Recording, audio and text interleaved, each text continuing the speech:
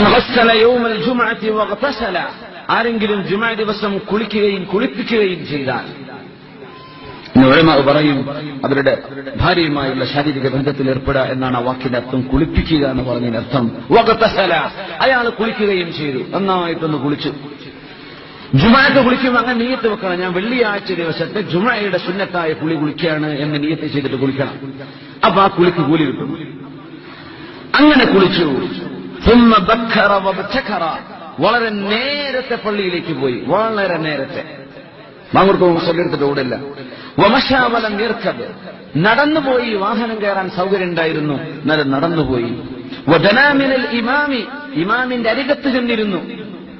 വസ്തമഅ വഅൻസത, ശ്രദ്ധിച്ച് കേൾക്കുകയും അവിടെ മൗനിയായി ഇരിക്കുകയും ചെയ്തു. വലം യൽഗു, ലഗ്വ് ചെയ്തില്ല. ജുമുഅ ഖുതുബ നഷ്ടപ്പെടുന്ന, ജുമുഅയുടെ പ്രതിഫലം നഷ്ടപ്പെടുന്ന കാര്യങ്ങളൊന്നും ചെയ്തില്ല എങ്കിൽ കാന ലഹു ബികുല്ലി ഖത്വത്തിൻ യഖ്തുഹാ മിൻ ബൈതിഹി ഇലൽ മസ്ജിദ്, പള്ളിയിലേക്ക് നടക്കുന്ന ഓരോ കാൽവെപ്പിനും അമലു സനത്തിൻ, ഒരു വർഷത്തെ അമലിന്റെ കൂലി അല്ലാഹു കൊടുക്കും. അജ്രി സിയാമിഹാ വഖിയാമിഹാ, ആ ഒരു കൊല്ലം നിന്ന് നിസ്കരിക്കുകയും പകൽ സമയം നോമ്പ് നിൽക്കുകയും ചെയ്ത കൂലി അല്ലാഹു നൽകുമെന്ന് പരിശുദ്ധ റസൂലുള്ളാഹി സ്വല്ലല്ലാഹു അലൈഹി വസല്ലം. അതെന്തുവാണെന്നറിയോ? കുളിക്കണം, ഭാര്യമാരൊക്കെ ഉള്ളവരാണെങ്കിൽ. ثم بكر وابتكر, വളരെ നേരത്തെ പോയി. വമശാ വലം യർകബ്, നടന്നുപോയി, വാഹനം കയറാൻ സൗകര്യമുണ്ട്, നടക്കാൻ പറ്റുന്ന ഡിസ്റ്റൻസേ ഉള്ളൂ, നബിനെ നടക്കാം. അല്ല നടക്കാതെ എത്തൂല, ജുമുഅ ഇഷ്ടപ്പെടും, നടന്നാൽ അങ്ങോട്ട് പോകാൻ പറ്റില്ല, വാഹനം കയറേണ്ടതാണ് അല്ലേ. ഇവിടുന്ന് ഷെയ്ഖാബിലേക്ക് നിസ്കരിക്കാൻ പോകണം, നടന്ന എത്തുമോ ജുമുഅക്ക്?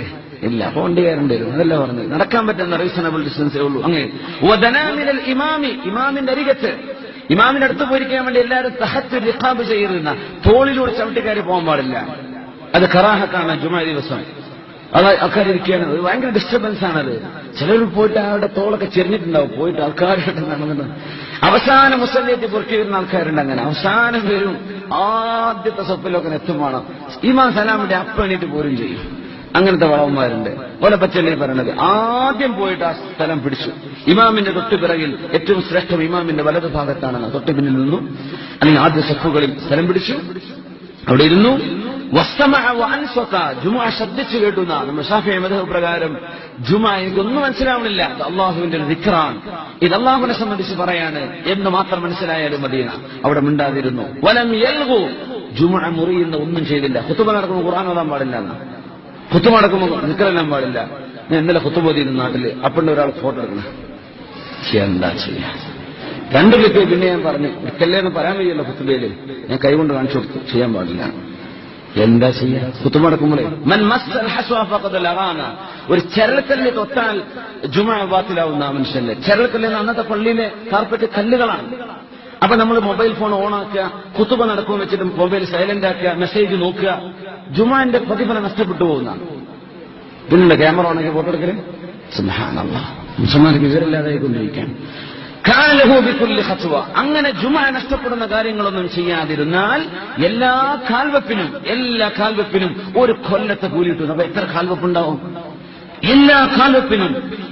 കാന ലഹു ബികുല്ലി ഖത്വത്തിൻ യഖ്തുഹാ, വെക്കുന്ന ഓരോ കാലിനും മിൻ ബൈതിഹി ഇലൽ മസ്ജിദി, വീട്ടിന്ന് പള്ളിയിലേക്ക് പോകുന്നത് അമലു സനത്തിൻ അജ്രി സിയാമിഹാ വഖിയാമിഹാ, ഒരു കൊല്ലം നിന്ന് നിസ്കരിച്ച കൂലി, ഒരു കൊല്ലം പകൽ നോമ്പ് നോറ്റ കൂലി അല്ലാഹു നൽകുമെന്ന് റസൂലുള്ളാഹി സ്വല്ലല്ലാഹു അലൈഹി വസല്ലം. നേരത്തെ പോണം കേട്ടോ, അപ്പോഴാണത് കിട്ടുള്ളൂ.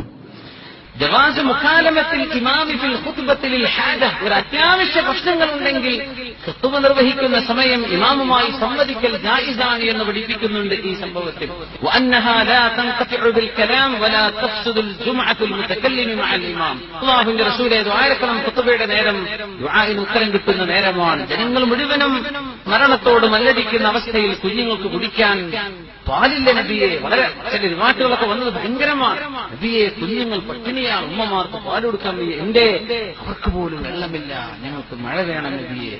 അത്തരം ചില വിഷയം ഇമാമിനോട് ഉയർത്തുന്നത് പോലും കുഴപ്പമില്ല എന്ന് ജവാസിബിലുണ്ട് എന്ന് അഭിപ്രായപ്പെട്ട ഉലമാ ഉണ്ട്. സുബ്ഹാനല്ലാഹ്.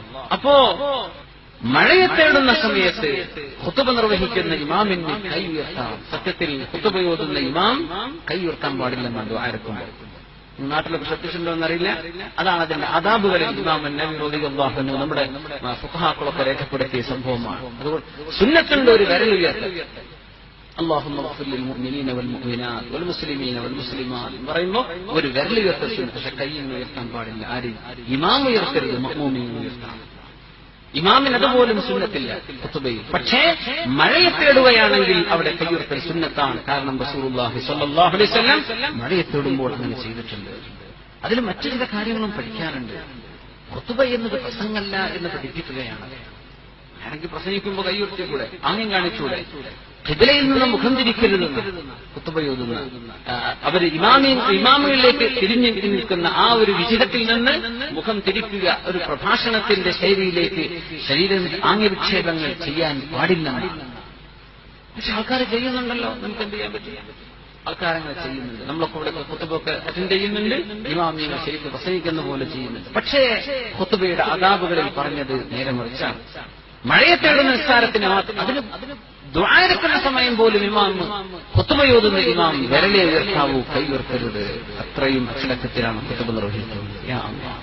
അപ്പോ ഇമാമിങ്ങളെ ഹദീസ് ഉദ്ധരിച്ചിട്ട് പറയുന്ന വിഷയം ഇതാ, മഴയെ തേടുന്ന ദുആയാണെങ്കിൽ അവിടെ കൈ ഉയർത്തിക്കോട്ടെ. നമ്മളൊക്കെ ആരെങ്കിലും ഖുതുബക്ക് ഇമാമുക്കാണെങ്കിൽ മസാല ഓർമ്മ ഉണ്ടായിക്കോട്ടെ. അതിനാണ് സ്വല്ലു അലൻ നബിയ്യ മുഹമ്മദിൻ വആലിഹി. اللهم صل على سيدنا محمد وعلى آل سيدنا محمد وبارك وسلم عليه. جزاكم الله خير.